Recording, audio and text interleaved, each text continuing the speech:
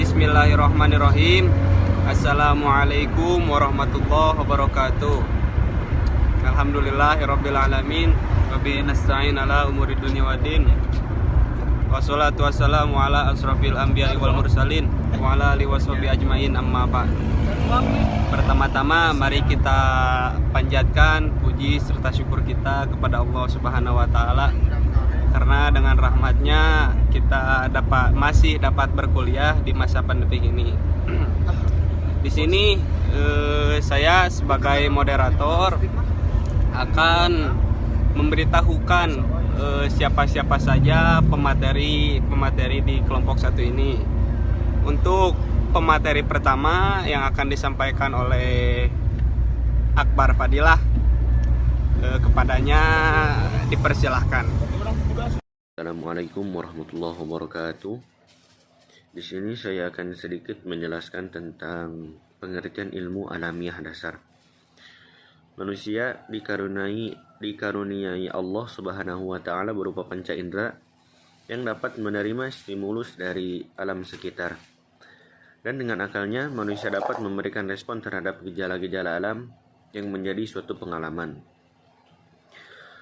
Pada hakikatnya, ilmu alamiah dasar adalah bukan suatu ilmu yang berdiri sendiri, melainkan merupakan kumpulan pengetahuan tentang konsep-konsep dasar dalam bidang iptek atau ilmu pengetahuan dan teknologi. Jadi, ilmu alamiah dasar tidak dapat berdiri sendiri tanpa adanya ilmu-ilmu lainnya.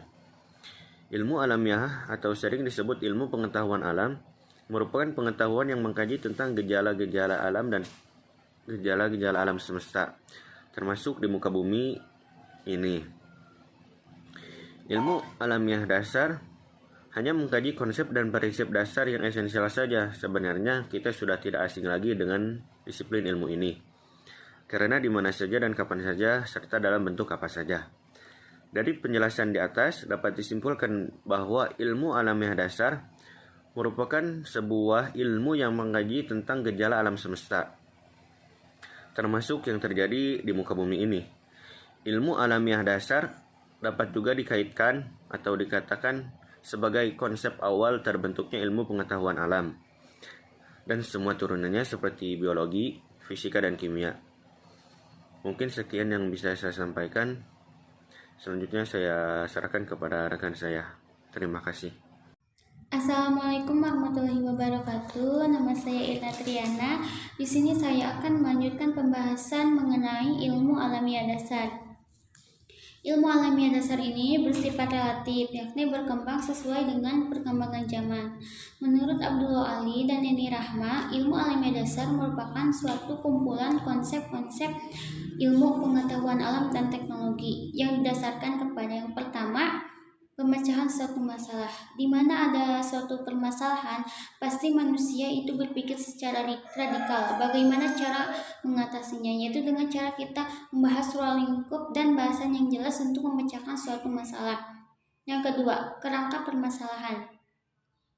Kerangka permasalahan ini bertujuan untuk memberikan jawaban sementara terhadap suatu permasalahan yang belum jelas sebelumnya. Pada hakikatnya, ini merupakan suatu penalaran terhadap suatu permasalahan yang sedang kita telaah. Yang ketiga, hipotesis. Hipotesis ini merupakan gambaran dari suatu permasalahan atau mendeskripsikan permasalahan yang sedang terjadi dari faktor sebab akibat terhadap suatu permasalahan. Yang keempat, eksperimen, di mana eksperimen ini mengumpulkan fakta-fakta yang disertai dengan kenyataan. Yang kelima, teori, berbagai macam cara ilmiah yang dilakukan oleh seseorang untuk menemukan suatu teori. Secara luas, teori ini berarti penjelasan teoritis mengenai permasalahan tertentu. Selanjutnya akan dilanjutkan pembahasannya oleh teman saya.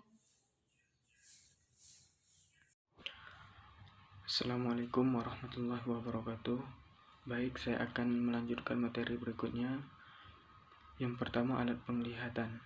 Banyak benda yang bergerak sangat cepat sehingga tak tampak jelas oleh mata.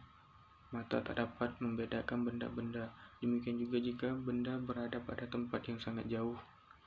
mata tak dapat melihat dengan jelas, misalnya mengatakan bahwa langit berwarna biru, atau air laut yang dalam berwarna kebiruan atau kehijauan. Gurun pasir yang kelihatan seperti sumur air padahal hanyalah peristiwa fatomorgana saja. Yang kedua, alat pendengaran. Pendengaran manusia terbatas pada getaran yang mempunyai frekuensi dari 20 sampai 20.000 Hz atau audiosonik. Gelombang infrasonik dan ultrasonik tak terdengar oleh telinga manusia, sehingga kadang manusia bertahayul dapat mendengar suara rintihan alam kubur, dapat berdialog dengan hewan peliharaan seperti bercakap dengan manusia yang lain, dan sebagainya. Yang ketiga, alat penciuman dan pengecapan. Manusia hanya dapat membedakan 4 jenis rasa, yaitu manis, asin, asam, dan pahit. Bau, parfum, dan bau-bauan yang lain dapat dikenal oleh hidung bila konsentrasinya di udara lebih dari 10 juta bagian. Alat indera penciuman tidak bisa membedakan makanan dan gas yang mengandung bahan beracun. Yang terakhir, yang keempat, alat perasa.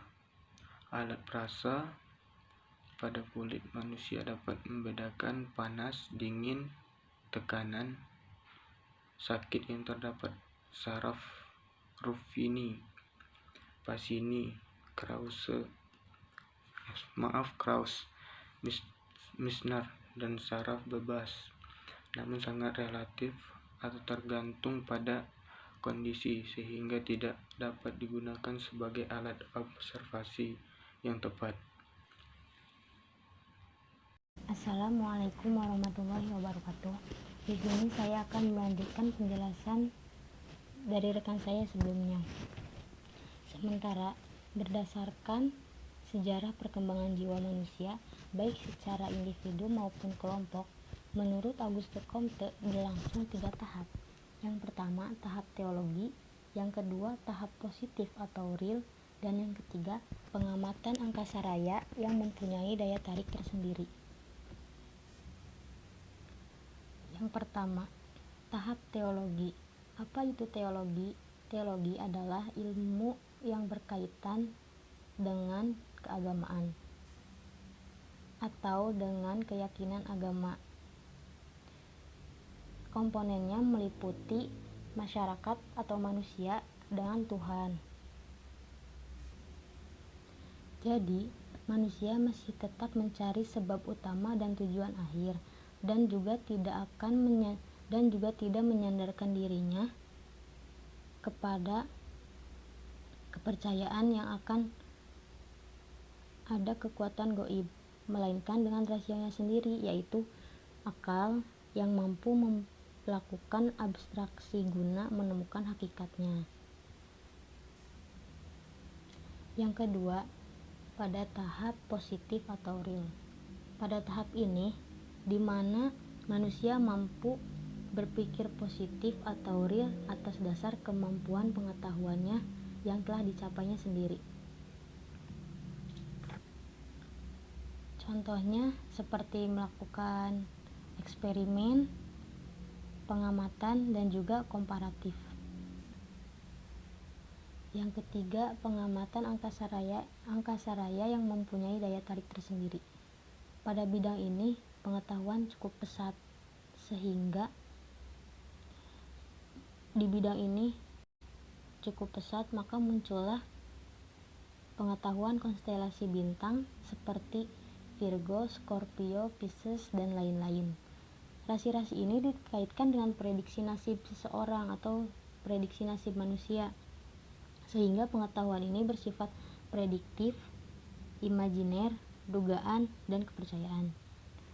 Maka pengetahuan ini disebut pseudo science atau sains palsu, yaitu pengetahuan mitos yang dikaitkan dengan fenomena alam yang mirip tapi bukan sebenarnya atau hanya sebuah kebetulan.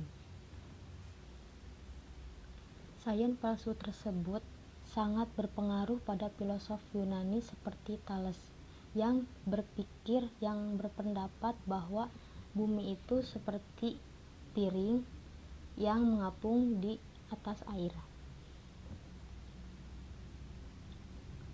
Ia pula yang mengawali bahwa asal mula semua benda ini atau semua kehidupan ini berasal dari air. Sehingga ia mempengaruhi pemikiran bangsa Yunani untuk meninggalkan mitos secara gradual. Terima kasih dan akan dilanjutkan oleh rekan saya selanjutnya. Ruang lingkup ilmu alamiah dasar. Ilmu alamiah dasar merupakan ilmu pengetahuan alam yang mengkaji prinsip ensial saja, sehingga ruang lingkup ilmu alamiah dasar secara garis besar meliputi fisika, kimia, dan biologi. Fisika merupakan suatu ilmu pengetahuan yang mempelajari benda tidak hidup atau mati dari aspek wujud dengan perubahan-perubahan yang bersifat sementara. Kemudian yang kedua, kimia. Kimia merupakan suatu ilmu pengetahuan yang mempelajari benda hidup dan tidak hidup dari aspek susunan materi dan perubahan-perubahan yang bersifat tetap. Yang ketiga, biologi. Biologi merupakan ilmu pengetahuan yang mempelajari makhluk hidup dan gejala-gejalanya. Biologi dibagi atas cabang-cabang antara lain, yaitu botani. Botani adalah suatu cabang biologi yang mempelajari tentang seluk-beluk tentang tumbuhan. Kemudian zoologi. Zoologi adalah cabang biologi yang mempelajari struktur, fungsi, perilaku, serta evolusi hewan. Kemudian morfologi. Morfologi adalah suatu studi tentang struktur luar atau bentuk luar makhluk hidup.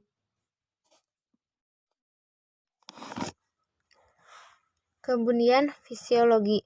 Fisiologi adalah suatu studi tentang fungsi atau fal bagian tubuh atau organ makhluk hidup. Kemudian sitologi. Sitologi adalah suatu studi tentang sel secara mendalam meliputi struktur molekuler dan lain-lain.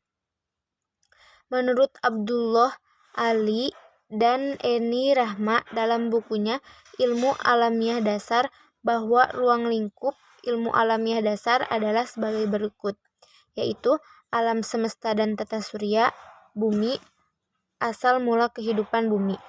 Sedangkan menurut Haji Abu Ahmadi dan A. Supatmo, mengelompokkan ruang lingkup ilmu alamiah dasar ke dalam 5 pokok bahasa, yaitu kelahiran alam semesta, masalah tata surya, bumi, asal mula kehidupan di bumi, dan perkembangan variabilitas makhluk hidup.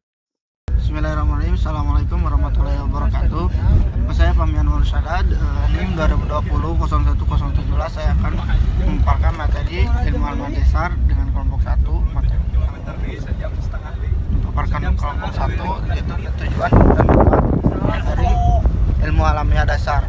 Yang pertama ada tujuan bagi seorang mahasiswa sebagai the age of saying, ia dituntut untuk memiliki cakrawala pandang yang luas, baik dari bidang sosial, terutama dalam bidang ilmu pengetahuan alam, karena dikarenakan di lingkungan sosialnya ia juga menempati lingkungan alam dan ia akan menemui persoalan-persoalan pengetahuan alam yang memerlukan penalaran yang diharapkan dapat peka, cepat, dan tangkap serta bertanggung jawab. Dan manfaat untuk mempelajari ilmu alamiah dasar, manfaat dalam mempelajari ilmu alamiah dasar adalah dapat membuat perkembangan penalaran di bidang ilmu pengetahuan yang mungkin sebelumnya kita hanya menerima apa yang ada menjadi berpikir kenapa hal tersebut ada. Nah, sekian dari saya. Apabila ada kata, Alhamdulillah kita sudah mencapai penghujung materi. Saya akan menyampaikan kesimpulan dari makalah yang tadi. Jadi kesimpulan yang tadi itu, ilmu alamiah dasar adalah penerapan pendekatan ilmiah dalam mengkaji suatu masalah adalah salah satu cara manusia untuk memperoleh pengetahuan atau menjadi tahu tentang sesuatu ya. Dan mau berpikir tentang dinamika alam sekitarnya. Adapun sarannya, jagalah satu nama alma mater dengan cara sopan dalam ucapan dan perbuatan dimanapun dan kapanpun bila kita merasa sebagai manusia ulul albab. Di sini saya sebagai penulis makalah tentang ilmu alamiah dasar, saya sangat berharap tinjauan dan revisi Anda sekaligus. Kritik dan saran Anda apabila tanpa sengaja saya kurang tepat dalam menulis makalah tentang ilmu alamiah dasar ini. Semoga dengan adanya makalah tentang ilmu alamiah dasar ini bisa bermanfaat bagi kita semua. Amin ya Allah ya Rabbal Alamin. Terima kasih. Wassalamualaikum warahmatullahi wabarakatuh.